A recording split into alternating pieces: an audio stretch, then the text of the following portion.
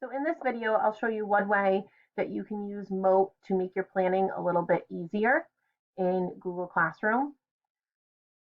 Each day my students get a choice board, and on that choice board there are different activities.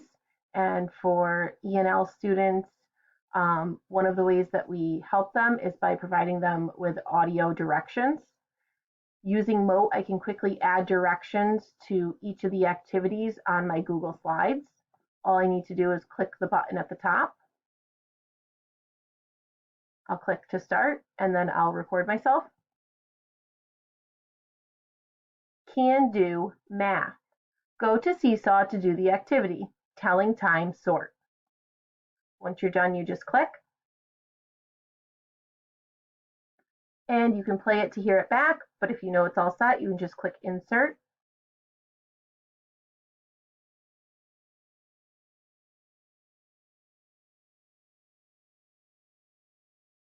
And then once it's ready, I just drag and I click it to the activity that it matches.